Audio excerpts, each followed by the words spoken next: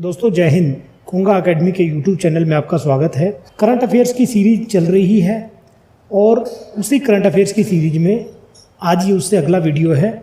हर video में 20-20 important current affairs दी गई हैं और ये सारी करंट अफेयर्स आपके आगामी जो एग्ज़ाम हैं वो अग्निवीर से लेके स्टेट के जो एग्ज़ाम हैं, इवन आपके यूपीएससी और एसएससी के एग्ज़ाम में भी ये सब चीज़ें पूछी जाती हैं। तो पहला करंट अफेयर आज का है, प्राइम मिनिस्टर नरेंद्र मोदी ने अमर जवान ज्योति पर जो हमारे स्वतंत्रता सेनानी हैं सुभाष चंद्र बोस, उनका एक प्रतिमा का अनावरण किया है। एक प्रतिमा लगाई गई है सुभाष चंद्र बोस की, अमर जवान ज्योति। ये दिल्ली में है अमर जवान ज्योति, इंडिया गेट के पास, इंडिया गेट के पास है। यहाँ पर लगाई गई है अमर जवान ज्योति के पास सुभाष चंद्र बोस की एक प्रतिमा। और ये प्रतिमा जो है ये 30 फीट ऊंची है, 30 फीट। सुभाष चंद्र बोस जी का जन्म जो है 23 जनवरी के दिन मनाते हैं हम, 23 जनवरी। ठीक है, नेक्स्ट देखिए।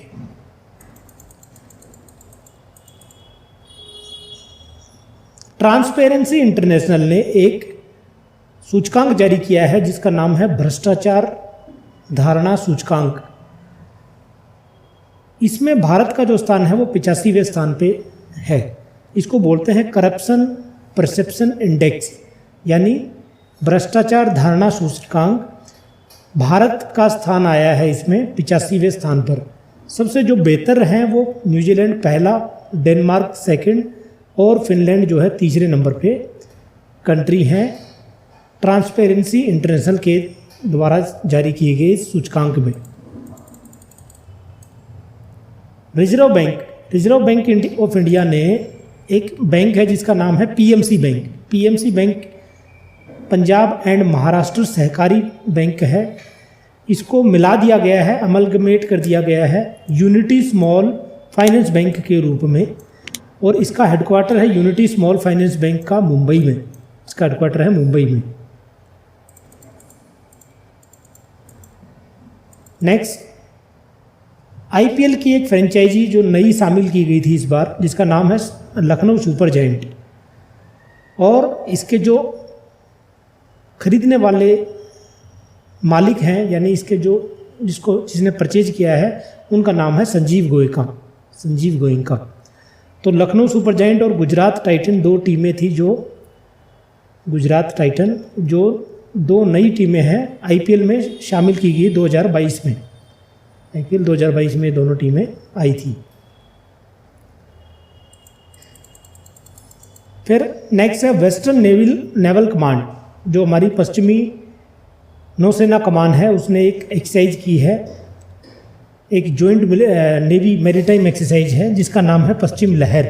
तो अगर पूछा जाए कि पश्चिमी लहर किसका नाम है, XPL 2022, ये नेवी की एक्सरसाइज है जो भारत की पश्चिमी कमान नेवी ने इसमें पार्टिसिपेट किया है। नेक्स्ट देखेंगे, केरला पहला राज्य बना जिसने एक बर्ड एटलस बनाई है। ठीक है, बर्ड एटलस का मतलब होता है कि राज्य स्तर पर पक्षियों की एक एटलस बनाने वाला पहला राज्य जो है वो केरल बना है। नाटो की फुल फॉर्म है नॉर्थ अटलांटिक ट्रीटी ऑर्गेनाइजेशन। उन्होंने एक एक्सरसाइज कंडक्ट की है जिसका नाम है नेपच्यून स्ट्राइक 2022। ठीक है, नेपच्यून स्ट्राइक 2022। और ये भूमध्य सागर में की गई एक एक्सरसाइज है, नेवी की एक्सरसाइज है ये। ठीक है, ये नेवल एक्सरसाइज है मेडिटेरियन सी में, भूमध्य सागर में, नाटो के द्वारा। नाटो का हेडक्वार्टर जो है वो ब्रुसेल्स में है, बेल्जियम में, ब्रुसेल्स।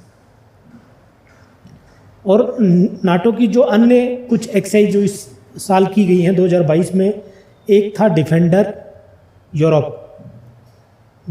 यूरोप, और दूसरी जो एक्सरसाइज की गई है उसका नाम है स्विफ्ट रिस्पॉन्स। ये मिलिट्री एक्सरसाइज हैं जो नाटो के द्वारा की गई हैं। नाटो के 30 मेंबर हैं, 30 मेंबर हैं टोटल कंट्रीज। नेक्स्ट देखिए, रसिया, चाइना और ईरान तीनों देशों की नेवी जो हैं उन्होंने मिलके एक एक्सरसाइज की है, नेवी एक्सरसाइज है, नाम है चीरू 2022, और ये गल्फ ऑफ ओमान में की गई। ठीक है, तो चीरू पे आप देख सकते हो CH for China, I for Iran और RU फॉर रसिया। तो चीरू 2022 एक्सरसाइज किन देशों के बीच में हुई है? तो रूस, चीन और ईरान। ये नेवल एक्सरसाइज है, गल्फ ऑफ ओमान में कंडक्ट की गई। नेक्स्ट है सविता पूनिया। सविता पूनिया भारतीय महिला हॉकी टीम की कप्तान है।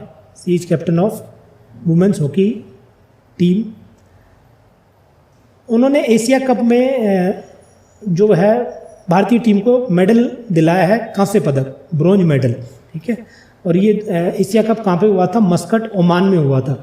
तो आप इसमें दो चीज़ें याद रखेंगे, हॉकी टीम की कप्तान है सविता पूनिया, और एशिया कप में जो है भारत ने ब्रॉन्ज मेडल जीता है महिला हॉकी टूर्नामेंट में। नेक्स्ट है 25 जनवरी को हम मनाते हैं नेशनल वोटर्स डे के रूप में। ठीक है, नेशनल वोटर्स मतदाता दिवस के रूप में। साथ ही साथ इसको नेशनल टूरिज्म डे के रूप में भी मनाते हैं, राष्ट्रीय पर्यटन दिवस 25 जनवरी। नेक्स्ट है टाटा ने वीवो को रिप्लेस किया है IPL की स्पॉन्सरशिप में। तो IPL जो टूर्नामेंट है उसको पहले वीवो स्पॉन्सर करता था, अब टाटा ग्रुप उसको स्पॉन्सर करेगा 2022 और 2023 सीजन के लिए। वीवो एक चाइनीज कंपनी है। नेक्स्ट है नीरज चोपड़ा। नीरज चोपड़ा को गोल्डन बॉय कहते हैं। उनको भारतीय सेना ने परम विशिष्ट सेवा मेडल से नवाजा है, PVSM, परम विशिष्ट सेवा मेडल भारत के राष्ट्रपति रामनाथ कोविंद ने दिया। ठीक है, परम विशिष्ट सेवा मेडल। और अभी हाल ही में नीरज चोपड़ा ने जो है वर्ल्ड एथलेटिक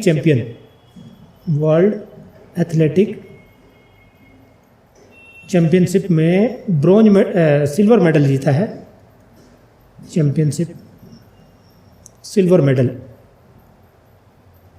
नीरज चोपड़ा जो है भाला फेंकते हैं, जेवलिन थ्रो, और ओलंपिक में इनका गोल्ड मेडल है।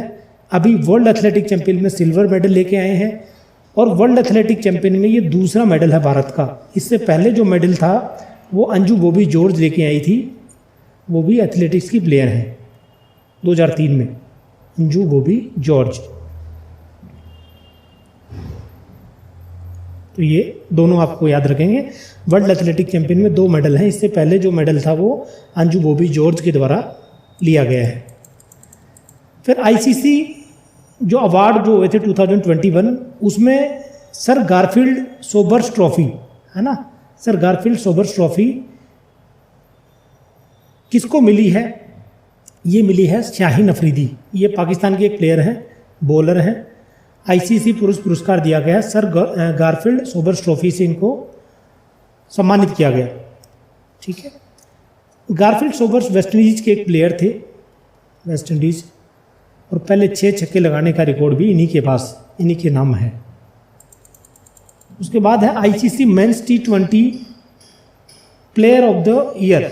ठीक है, मेंस मतलब T20 का जो प्लेयर ऑफ द ईयर का पुरस्कार जो मिला है वो मोहम्मद रिजवान को मिला है। ये भी पाकिस्तान के एक प्लेयर हैं। ICC ODI cricketer, one day cricketer का अवार्ड पूरे साल का मिला है बाबर आजम। ये पाकिस्तानी क्रिकेट टीम के कप्तान हैं। फिर ICC टेस्ट क्रिकेटर का अवार्ड मिला है जो रूट को। ठीक है, जो रूट। अब इसमें 3 मैंने आपको अवार्ड बताए हैं। 3 अवार्ड में क्या है कि पहला T20 का अवार्ड मिला है रिजवान। वनडे इंटरनेशनल का ODI का मिला है बाबर आजम। और टेस्ट क्रिकेट के लिए मिला है जो रूट।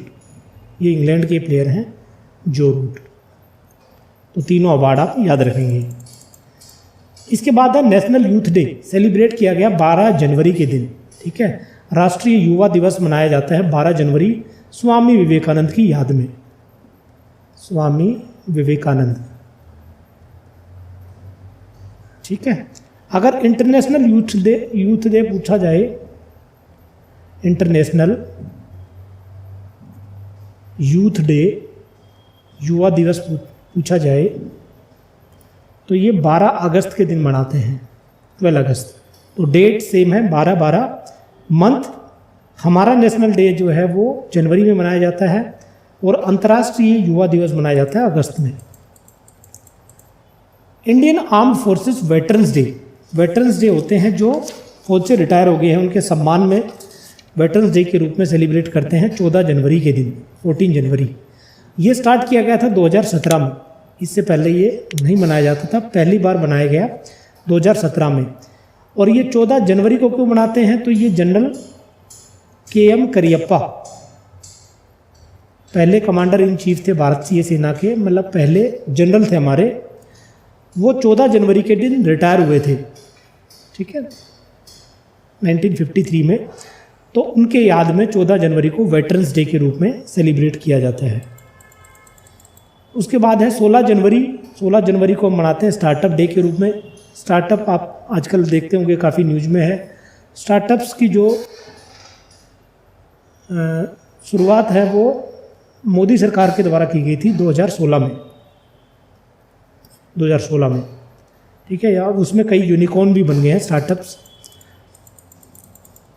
इसके बाद है नेशनल डिजास्टर रिस्पॉन्स फोर्स, इसको बोलते हैं NDRF। NDRF का रेजिंग डे है 19 जनवरी और ये 2006 में रेज की गई थी NDRF।